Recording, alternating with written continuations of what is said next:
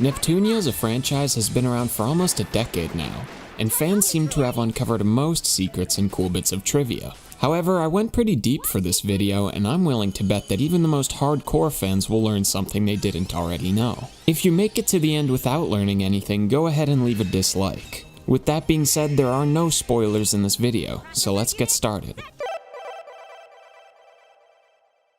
We almost didn't receive an English translation for Hyperdimension Neptunia Mark II. The original Hyperdimension Neptunia on the PS3 received terrible reviews from Western audiences. Eurogamer gave it a 2 out of 10, stating that it is a, quote, sexist, senseless, and ultimately stupid cultural curio. GameSpot gave the game a 3 out of 10, criticizing mostly the over-sexualized character design Step back, I think I'm gonna vomit! And, quote, truly awful music. Truly awful? It's not that bad, that's such a harsh way to put it. Alright, never mind. But regardless of the poor reviews, the dev team persisted and was determined to use the criticism they received to make better games for both Western and Japanese audiences. Producer Naoko Mizuno stated, "It was important for us to take in those comments from the press as well as apply it to the next games to make them better. In the end, it was because of our fans that we continue to do our best and respond to them by releasing more games." Speaking of that truly awful music, Rebirth 1 through 3 uses a soundtrack that's a combined version of Mark II and Victory, with some original songs thrown in. It's like they knew that the first game's soundtrack wasn't good, so they purposefully left it out. Right?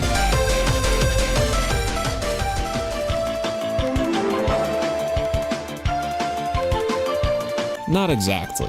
While no song from the first game survived in its entirety in the remake, there are still bits and pieces that can be found.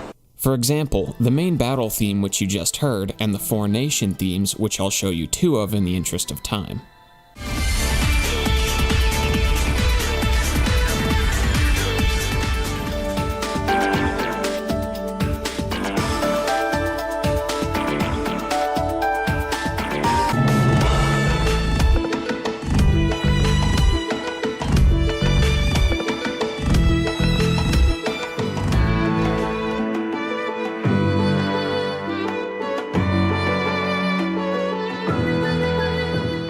Neptunia came to be due to a planned collaboration project between Compile Heart and another unnamed partner company that ended up failing. It's okay guys, I had a planned collaboration project of 2 years that failed because she kept going to this one guy's house and ignoring my texts for hours.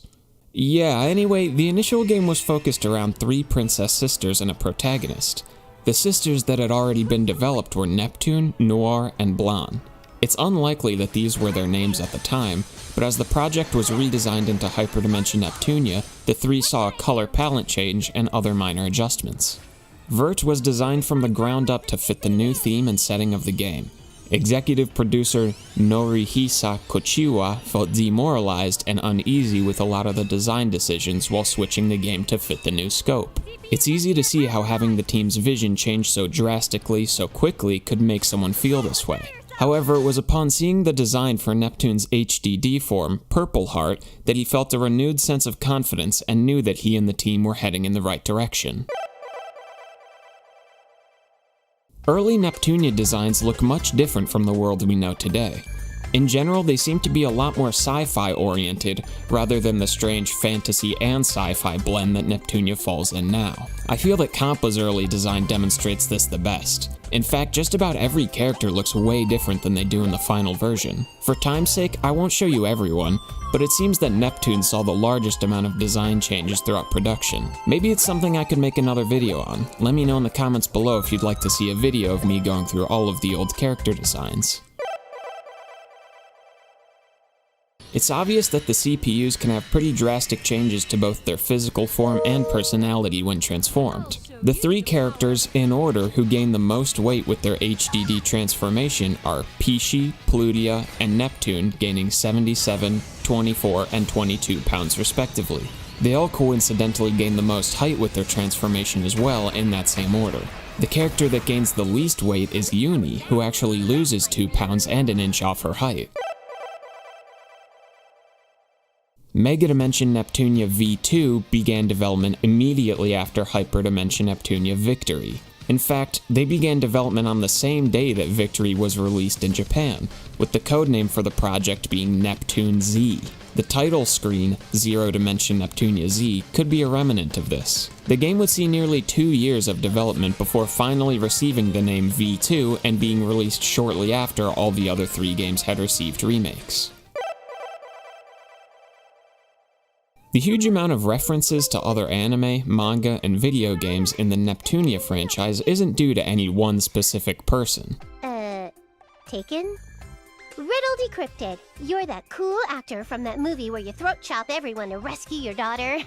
The Neptunia dev team has an idea box in their office that anyone can contribute to. They've said that this has led to people in positions you wouldn't expect to find a way to have a voice in the creative parts of the project. One developer said, "It doesn't matter what position you hold. Anyone can submit an idea or desire for a new title. It doesn't matter if it's something we can do or not. We take a wide variety of ideas, even for concrete game elements." So, there is a chance that your favorite reference could have been suggested by an intern, the building's janitor, or even some developer's kid. In a 2015 interview, the developers were asked what they'd like to see for the franchise in the future.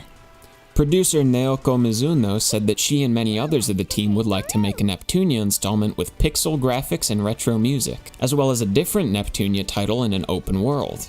Executive producer Kochiwa said he wanted to make a game that makes use of Sony's Morpheus VR headset. Character designer Sunako said she wants to make a real Four Goddesses online game. Character designer Minamitsu wanted to experiment with giving the girls some new outfits. And finally, poor director Shingo Onodera wants a second season of the anime. He's the only one who didn't get what he wanted. Now, I'm not confirming anything, but I am saying that judging from these answers 5 years ago, it seems that the heads of Team Nep seem to get what they want. Just something to keep in mind. The characters in Four Goddesses Online use seemingly random weapons, with some like Uni sticking with guns just like in the real world, but others like Nepgear trading in their traditional weapon for something completely different.